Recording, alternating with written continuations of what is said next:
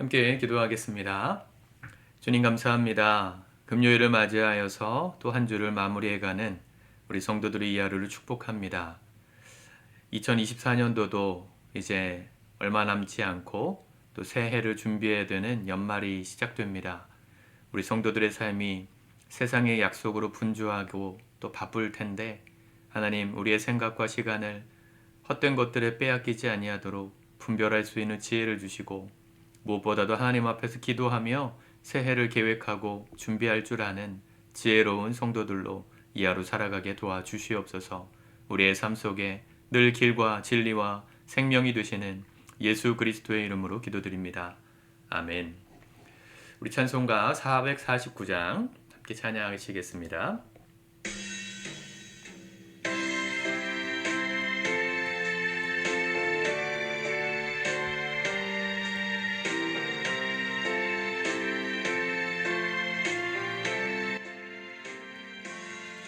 예수 따라가면 복음 순종하면 우리 행할 길 완하겠네. 주를 의지하며 순종하는 자를 주가 안하게 하시리라. 의지하고 순종하는 길은 예수 안에 즐겁고 복된 길이로다. 주를 당하거나 우리 고생할 때 주가 위로해 주시겠네. 주를 의지하며 순종하는 자를 주가 안위해 주시리라. 의지하고 순종하는 길을 예수 안에 즐겁고 복된 길이로다. 남의 짐을 지고 슬픔 위로하면 주가 상급을 주시겠네. 주를 의지하며 순종하는 자를 항상 복 내려 주시리라. 의지하고 순종하는 길을 예수 안에 즐겁고 복된 길이로다. 우리 받은 것을 주께 나드리면 우리 기쁨이 넘치겠네. 주를 의지하며 순종하는 자를 은혜 풍성케 하시리라. 의지하고 순종하는 길을 예수 안에 즐겁고 복된 길이로다.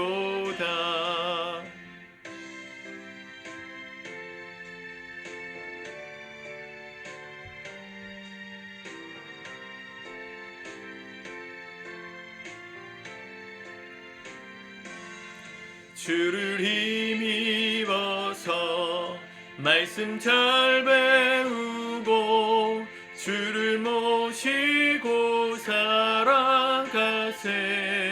주를 의지하며 항상 순종하면 주가 사랑해 주시리라. 의지하고 순종하는 길을 예수 안에 즐겁고 복된 길이로다. 아멘. 오늘 하나님 말씀 욥기 32장입니다. 먼저 읽고 묵상하도록 하겠습니다. 32장. 욥이 자신을 의인으로 여김으로 그 세 사람이 말을 그치니 람종족 부스 사람 바라겔의 아들 엘리후가 화를 내니 그가 욥에게 화를 내면 욥이 하나님보다 자기가 의롭다 하며 또 세 친구에게 화를 내면 그들이 능히 대답하지 못하면서도 욥을 정죄함이라. 엘리후는 그들의 나이가 자기보다 여러 해 위이므로 욥에게 말하기를 참고 있다가 세 사람의 입에 대답이 없음을 보고 화를 내니라. 부스 사람 바라겔의 아들 엘리후가 대답하여 이르되 나는 연소하고 당신들은 연로하므로 뒷전에서 나의 의견을 감히 내놓지 못하였노라. 내가 말하기를 나이가 많은 자가 말할 것이요 연륜이 많은 자가 지혜를 가르칠 것이라 하였노라. 그러나 사람의 속에는 영이 있고 전능자의 숨결이 사람에게 깨달음을 주시나니 어른이라고 지혜롭거나 노인이라고 정의를 깨닫는 것이 아니니라. 그러므로 내가 말하노니 내 말을 들으라. 나도 내 의견을 말하리라. 보라, 나는 당신들의 말을 기다렸노라. 당신들의 슬기와 당신들의 말에 귀 기울이고 있었노라. 내가 자세히 들은즉 당신들 가운데 욥을 꺾어 그의 말에 대답하는 자가 없도다. 당신들이 말하기를 우리가 진상을 파악했으나 그를 추궁할 자는 하나님이시요 사람이 아니라 하지 말지니라. 그가 내게 자기 이론을 제기하지 아니하였으니 나도 당신들의 이론으로 그에게 대답하지 아니하리라. 그들이 놀라서 다시 대답하지 못하니 할 말이 없음이었더라. 당신들이 말없이 가만히 서서 다시 대답하지 아니한즉 내가 어찌 더 기다리랴. 나는 내 본분대로 대답하고 나도 내 의견을 보이리라. 내 속에는 말이 가득하니 내 영이 나를 압박함이니라. 보라, 내 배는 봉한 포도주통 같고 터지게 된 새 가죽부대 같구나. 내가 말을 하여야 시원할 것이라. 내 입을 열어 대답하리라. 나는 결코 사람의 낯을 보지 아니하며 사람에게 영광 돌리지 아니하리니 이는 아첨할 줄을 알지 못함이라. 만일 그리하면 나를 지으신 이가 속히 나를 데려가시리로다. 아멘. 엘리후라는 사람이 등장합니다. 처음부터 욥과 세 친구의 대화 가운데 참여했던 사람이었는지는 모르겠으나 엘리후가 그들의 말을 듣고 있다가 욥에게도 또 세 친구에게도 화를 내면서 자신의 의견을 개진하는 시작이 32장이고 이게 37장까지 이어집니다. 무려 욥기에서 5장에 걸쳐서 6장인가요? 32, 33, 34, 35, 36, 37이니까 6장이네요. 욥기가 42장까지 했는데 이 6장이나 할애했다는 것은 굉장히 많은 7분의 1이잖아요. 그죠? 꽤 많은 분량을 이 엘리후에게 기록을 남겨놨습니다.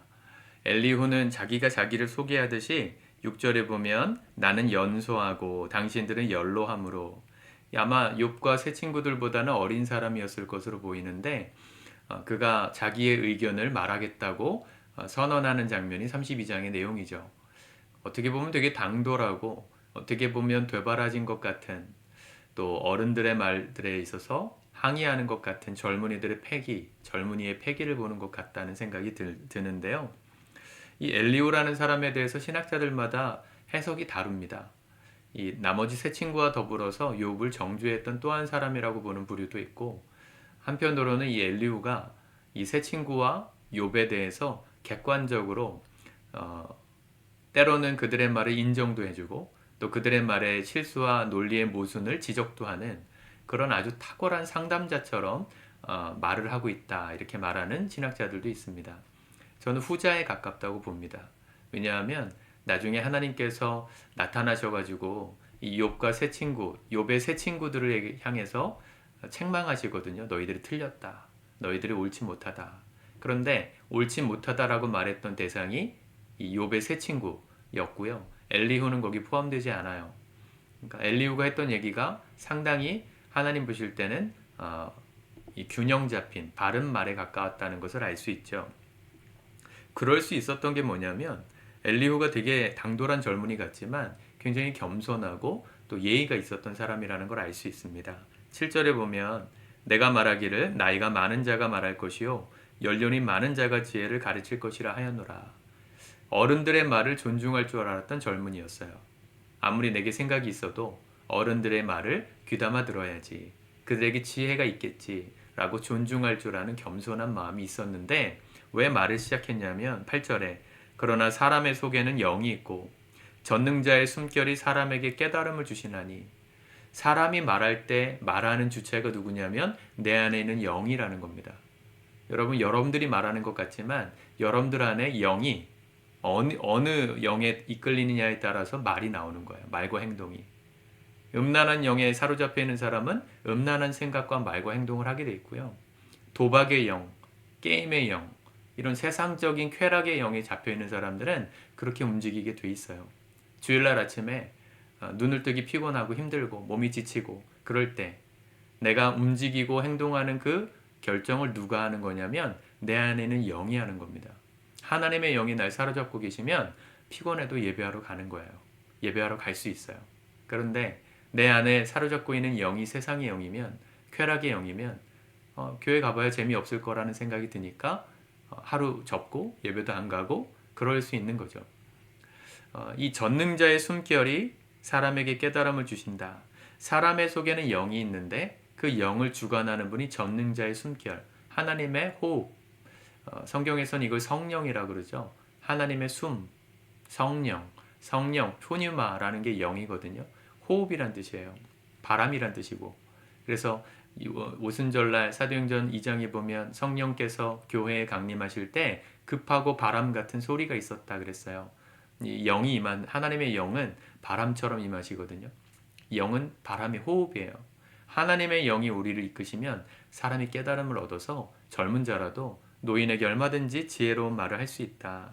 9절 어른이라고 지혜롭거나 노인이라고 정의를 깨닫는 것이 아니니라. 그러므로 나도 나의 의견을 말하리라 그랬어요. 우리가 어른들에 대해서 존중하는 마음을 당연히 가져야 합니다.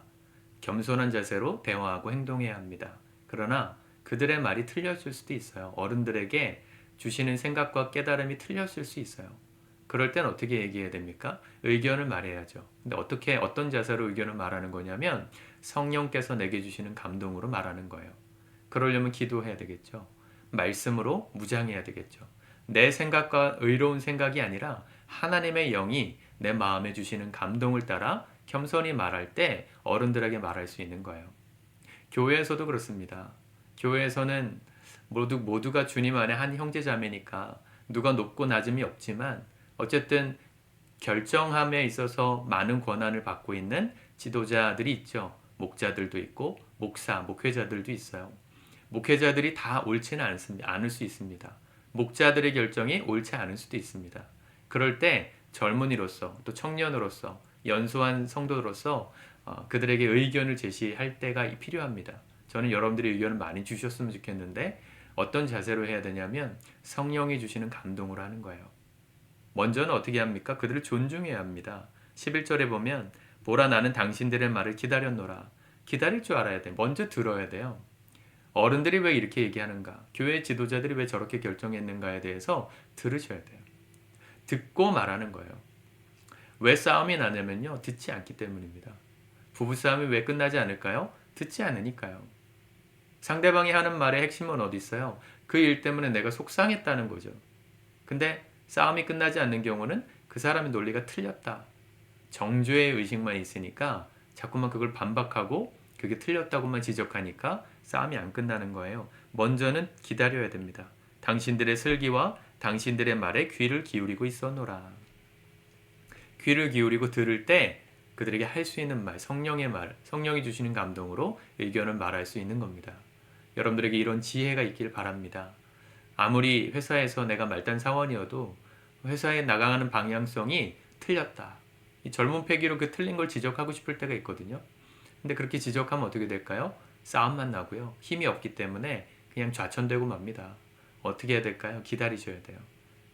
뭐 하면서 기다려야 됩니까? 실력을 쌓으면서 기다려야 돼요. 그리스도인의 실력은 어디서부터 나와요? 성령께서 주시는 감동으로부터 나와요. 성령이 내 안에 충만하실 때 세상을 이기고 움직일 수 있는 실력이 나오는 거예요. 신앙생활은 그래서 위기 때 채워지는 게 아니고요. 평소에 어떻게 하나님을 믿고 있었느냐에 따라서 위기의 순간에 그 영의 영역이 발휘가 되는 겁니다. 신앙생활을 평소에도 열심히 하셔야 되는 이유가 여기 있죠. 성령이 내 마음에 충만한 사람, 그러면 바르고 정직하지 못한 환경과 사람들에게 지혜롭게 겸손하게 말할 수 있는 겁니다.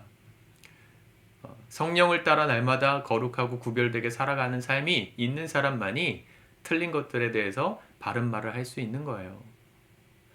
그러지 않고 남의 허물이 커 보이고 저 사람이 불의하고 문제가 있기 때문에만 지적하는 사람은요, 그 말에 힘이 실릴 수가 없어요. 나도 그렇게 안 사는 나의 허물이 있다면 더더군다나 그가 하는 말은 공허한 말이 될 수밖에 없겠죠.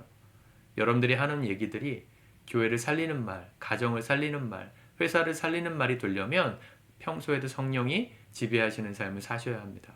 성령이 내 마음에 주시는 감동을 따라 말하고 행동하고 순종할 때, 그때 세상의 불의함과 문제들을 해결해가는 지혜자가 될 수 있는 것이죠. 그렇게 먼저 기다렸는데 12절 내가 자세히 들은즉 귀담아서 들은즉 당신들 가운데 욥을 꺾어 그의 말에 대답하는 자가 없도다. 네. 다 듣고 보니까 해답이 없었어요. 그래서 나도 그의 상황에 대해서 욥에 대해서 하나님 왜 이렇게 하셨는가에 대해서 할 말을 해보고 싶습니다. 라고 제시하는 겁니다. 교회의 문제를 지적하는 것은 쉽습니다. 문제를 지적하는 사람은 많아요. 한국 교회가 문제고 한국 목사들이 이렇게 문제고 그래서 너도 똑같은 목사고 그래가지고는 변화가 없습니다. 여러분 똑같은 목사니까 똑같은 죄를 짓는 사람이라고 성급하게 일반화 내려버리면 교회를 향한 희망과 이 개혁의 어떤 희망은 다 사라져 버리는 거예요. 우리는 한 가지를 잘하는 사람이 있을 때 10가지를 못하더라도 한 가지를 잘하는 사람에게서라도 배울 줄 아는 지혜와 겸손이 있어야 해요. 그래야 틀린 것들을 분별해서 버리고 잘하는 것들을 따라 실력을 쌓을 수 있는 거예요. 근데 한국 사회는 하나를 뭘 잘못하면 잘하는 게 100가지가 있어도 그 사람을 다 그냥 매장시켜 버리는 사회인 것 같아요. 정치계에서도 경제계에서도 그 사람이 잘한 것도 많은데요. 잘한 것도 있고 모든 사람이 그렇잖아요. 공이 있고 과가 있잖아요. 공, 과가 다 있는데 과가 한두 가지가 있다 그래가지고 그 사람의 모든 것을 다 부정해 버리지 않습니까? 이건 좀 버려야 되는 문화인 것 같아요. 실수가 있으면 그것에 대해서 따끔하게 혼내야 되지만 그 사람이 잘한 것들에 대해서는 인정할 줄 알아야죠. 우리나라는 그런 것들이 너무 커요. 너무 많아요. 이 얘기를 하다 보면 너무 깊이 너무 오래 얘기해야 될 것 같은데 우리나라 정치를 바라보고 역사를 바라보는 관점도 너무 양문화되어 있지 않습니까? 뭐 친일파였다, 매국노였다, 뭐 공산주의자였다, 뭐 이런 여러 가지들로 사람을 매장해가지고 아주 그 사람들이 잘했던 일들에 대해서는 아직 기억도 조차 하지 않고 그냥 나쁜 사람으로 매장해버리는 초대 대통령 이승만도 그렇게 매장됐고 박정희도 매장됐고 김대중 노무현을 매장하는 사람들도 있죠. 잘한 건 잘했다 말해야죠. 그들이 잘한 게 분명히 있거든요. 각자가 잘한 것들에 대해서는 우리가 배우고 못한 것들, 잘못한 것들에 대해서는 따끔하게 지적할 줄 아는 이 실력이 있을 때 사회가 발전하는 겁니다. 먼저 배울 걸 배워야죠. 그렇죠? 우리 성도님들에게 그런 엘리후 같은 지혜가 있길 바라요. 무조건 비난만 잘한다고 세상이 나아지지 않습니다. 오늘 성령 충만하게 말씀으로 하나님의 말씀으로 마음으로 무장해서 세상의 부조리함, 내가 속한 조직과 사회와 가정과 교회와 세상 가운데 부조리함들을 어떻게 하면 해결해 나갈 수 있을까? 대안을 제시할 줄 아는 진정한 실력자들, 엘리후 같은 겸손한 성령 충만한 사람이 되어 가실 수 있기를 축복합니다. 기도하겠습니다. 주님 감사합니다. 하나님의 말씀을 붙듭니다. 오늘도 내게 주시는 말씀을 따라 하나님 엘리후 같은 지혜가 있기를 원합니다. 겸손히 하나님께서 주시는 생각을 가지고 먼저 귀담아 들을 줄 아는 하나님 경청의 귀를 주시고 또 성령이 주시는 마음을 따라 의분을 내며 세상의 부조리함을 향하여 하나님의 해결책, 대안을 제시할 줄 아는 탁월한 실력을 갖춘 진정한 그리스도인들 우리 모두가 될 수 있도록 축복하여 주시옵소서. 예수님의 이름으로 기도드립니다. 아멘.